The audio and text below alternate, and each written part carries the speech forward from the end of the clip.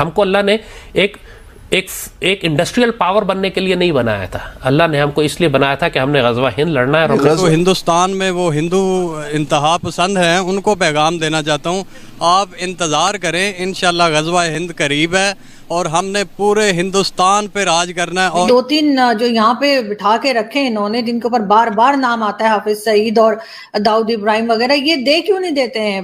भारत को दे दें, अरेस्ट करें और दे दें। यहाँ पे क्या रखा हुआ है? क्या करना है इनका? अचार डालना है? पाकिस्तानी कौम हम डेकेडेंस में चले गए हैं, हम आपस में नाइत्तफ़ाक़ी का शिकार हैं। लेकिन यही मैदान जंग, यही वो आग और खून की भट्टी है जो हमको कुंदन बनाएगी।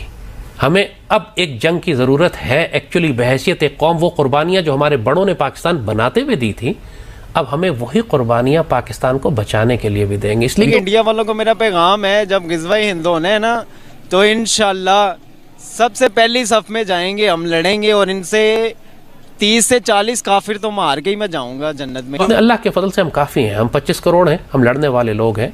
हमारे पास अगर सिर्फ सिविलियंस के पास भी, पश्तून ट्राइबल एरिया तो बलूचिस्तान में भी और हमारे बलूचिस्तान सिंध के और हमारे अपने शहरों में हम आराम से 2-2.5 करोड़ राइफलें निकाल सकते हैं सिविलियंस के पास। पाकिस्तान में तो हिंदू को रहना नहीं चाहिए, इनको तो निकाल देना चाहिए। क्यों हिंदू बेचारों ने ऐसा क्या किया? हमारे पाकिस्तानी है, हमारे भाई हैं, हम क्यों निकालें उन्हें? उनका भी उतना पाकिस्तान है जितना आपका और मेरा। हमारा मुल्क दरअसल ना इस्लामी मुल्क है। अच्छा ठीक है। तो हम जंग पंजाब में होगी, याद रखिएगा, जंग पंजाब में होगी और पंजाब के लोगों को लड़ना पड़ेगा पाकिस्तान को बचाने के लिए। ये जंग सिर्फ आर्मी नहीं लड़ेगी, ये मुमकिन नहीं है। अब अर्बन वॉर्स हैं। तो दोस्तों आज का वीडियो बहुत ही ज़्यादा मज़ेदार है। दोस्तों आप लोग जानते हैं पाकिस्तान की एक काफ़ी ज़्यादा फेमस पर्सनैलिटी है लाल टोपी, जो कि मीडिया में आकर के भारत के खिलाफ हमेशा कोई ना कोई बेतुके बयान देता ही रहता है। और उसी से रिलेटेड आज का ये वीडियो है। आखिरकार लाल टोपी ने भारत के खिलाफ क्या कहा और भारत से जंग लड़ने की बात लाल टोपी कर रहा है और पाकिस्तानी पब्लिक के क्या रिएक्शन है, आज हम वह देखेंगे। इसलिए वीडियो को पूरा लास्ट तक देखना। उसके बाद आप और हम मिलेंगे वीडियो के लास्ट में, फिर बात करेंगे इस वीडियो के बारे में। और दोस्तों ये जो मैंने क्लिप्स ली हैं उनके ओनर्स के नाम मैं उनकी क्लिप्स के ऊपर या फिर डिस्क्रिप्शन पे दे दूंगा। उनके चैनल पे जरूर विजिट करना, बहुत ही अच्छा पॉजिटिव कंटेंट बनाते हैं। तो चलिए दोस्तों वीडियो को स्टार्ट करते हैं, मिलेंगे वीडियो के। ग़ज़वा हिंद कैसे आप लड़ेंगे? मतलब मैं जो हज़रत सल्लल्लाहु अलैहि वसल्लम ने जो पेशन गोई की उस पर तो कोई बहस नहीं हो जी, हम कैसे लड़ेंगे वो सवाल है। असल मेरा क्वेश्चन ये है कि पाकिस्तान में जो इस वक्त हालात हैं, लोगों के खाने के मसाइल, इन्फ्लेशन आप देखिए, अंदरूनी एतबार से हम खल्फिशार का शिकार, एटम बम तो हमने बना लिया ठीक है, लेकिन बाकी अब्दुल बासित भाई कम से कम हम पाकिस्तानियों को इस बात में शक नहीं करना चाहिए। अभी हमारे हमसाए में अफगानिस्तान था जिस पर 40 साल के अंदर 2 सुपर पावर्स ने कब्जा किया। पहले रशियंस, सोवियट्स आए, उसके बाद अमेरिकन आए। लेटेस्ट हिस्ट्री में, दुनिया के पिछले कई सौ साल की तारीख में कभी ऐसा नहीं हुआ कि एक मुल्क पे 50 साल के अरसे में 2 सुपर पावर्स ने कब्जा किया हो और दोनों शिकस्त खा के निकल गई। अफगान तालिबान या मुजाहिदीन के पास क्या था? बात यह है कि दीज वॉर्स, ठीक है, अफगानिस्तान ऑक्यूपाई तो चाहते हैं कि पाकिस्तान भी उसी लेवल तक अफगानिस्तान ऑक्यूपाई हुआ, दोनों मरतबा हुआ, लेकिन it's the resilience of the people, it is the, ये जो जज्बा जिहाद और शौक़ शहादत था उस कौम का, और ये कि हम सरेंडर नहीं करेंगे और मौलामी कबूल नहीं करेंगे और हम ऑक्यूपाइज को निकालेंगे बाहर। बेशक दुनिया में मदद की लोगों ने उनकी, लेकिन कम अज़ कम ये जो अमेरिकन वॉर थी, अभी सोवियत वॉर में तो मदद की दुनिया ने उनकी, अमेरिकन वॉर में तो किसी ने मदद नहीं की। तालिबान ने जो भी कुर्बानियाँ और शहादतें दी हैं वो अपने अल्लाह के फजल से। वाकई ये समझते हैं कि पाकिस्तानियों में इतनी रेजिलियंस रह गई है? मुझे उसमें कोई शुबा नहीं है जी। पाकिस्तानी चाहे हिजरत हो, जैसे 47 में हुआ था, 47 में 1 करोड़ लोग घरों से निकले थे, आधे रास्ते में काटे गए, आधे पहुंचे। अब पाकिस्तान बचाने के लिए आपको ये कुर्बानी देनी पड़ेगी, मुझे उसमें कोई शुबा नहीं है। आप उसको जंग कहें, ग़ज़वा हिंद कहें, उस एक शदीद खुरेज जंग में जो हिंदू मुशरिक हमारे ऊपर लेकर आने वाला है, मुझे उसमें कोई डाउट ही नहीं है। अब सिर्फ बहस इस पर कर सकते हैं कि अगले महीने या 6 महीने बाद या 1 साल बाद या 100 साल बाद, नहीं, it's going to be, I personally believe very strongly that अब हम महीनों की बात कर रहे हैं। really? हम सालों की बात, लेकिन आपने 1 साल पहले भी कहा था कुछ महीनों की हम बात जी। थिंग्स होता ये कि चीजें एस्केलेट करती हैं और अल्लाह उनको डी एस्केलेट कर देता है। ये बिल्कुल तैयार थे, बिपिन रावत मर गया, हेलीकॉप्टर क्रैश हो गया उसका। अब वो हमने नहीं किया, वो अल्लाह की तरफ से एक चीज आ गई। वो सीडीएस था उनका, वो उनकी तमाम ऑपरेशंस की कमांड उसके पास थी। He died, he was killed in CDS का मसला पड़ गया। वो बड़ा आदमी तैयार किया था उन्होंने, इसी काम, सारे आइडियोलॉजी उसी की थी कि थिएटर कमांड बनाएंगे और थिएटर कमांड के बाद इंटीग्रेटेड बैटल ग्रुप्स होगा और कोल्ड स्टार डॉक्ट्रिन होगी, और ये सब कुछ उसकी आइडियोलॉजी थी और वो मारा गया। अल्लाह ने मौका दे दिया आपको। सैलाब आ गए, फ्लड्स आ गए बीच में। इन्होंने आर्टिकल 370 वायलेट करके ये समझ रहे थे कि पाकिस्तान के साथ एक तसादम होगा। We surrendered actually at that time. हमने कहा तुम ले जाओ कश्मीर, हम सड़क का नाम बदल देंगे और धूप में खड़े हो जाएंगे। इंडियंस वर एक्चुअली सरप्राइज्ड, वो हैरान थे कि पाकिस्तान का ये रिस्पॉन्स कैसे हो सकता है। वो डिप्लॉयड थे इस काम के लिए कि पाकिस्तान अब कोई ना कोई मिलिटरीली रिएक्ट कर रिस्पॉन्ड करेगा तो हम जवाब देंगे।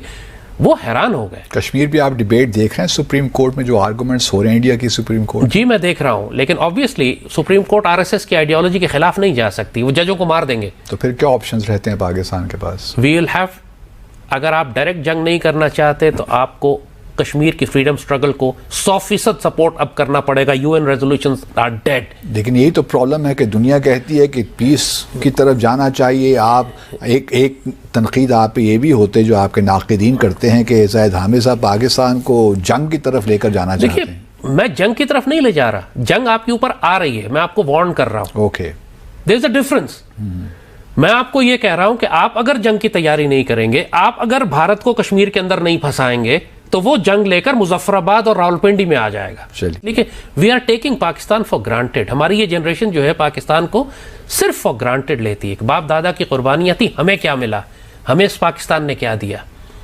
इनको अल्लाह पाकिस्तान की कदर कराएगा। अभी इंडियंस तो आ रहे हैं, आज आए, अगले महीने आए, 6 महीने बाद आए, 1 साल बाद आए, इलेक्शन जीतने के लिए आए या उस जीत कर आए, दे आर कमिंग। और हमारा जितना भी ईस्टर्न बेल्ट है, हमारे रिवर इंडस की जो ईस्ट साइड है, जो हमारा सारा पंजाब और सिंध बनता है, हमारा कश्मीर बनता है, यहाँ पे बड़ी खोरेज जंग होगी।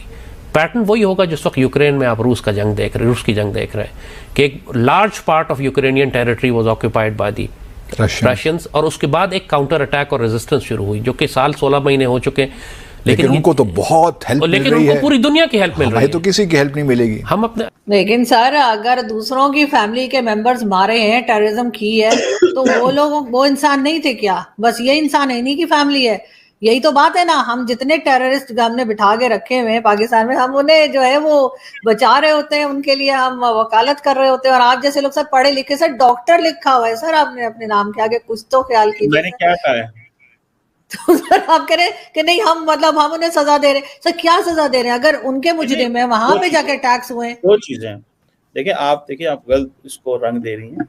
पहली बात तो ये है कि एक बंदे के ऊपर यूएन सिक्योरिटी काउंसिल रेजोल्यूशन 1267 है, it means is a globally designated terrorist, उसको उन्होंने किया हुआ। ठीक है, मैं इस पे एक दफा नहीं 100 दफा बात कर चुका हूँ और बड़े मीडिया पे कर चुका हूँ कि हाफिज सईद पाकिस्तान के लिए लायबिलिटी है, बड़ी दफ़ा बात की है।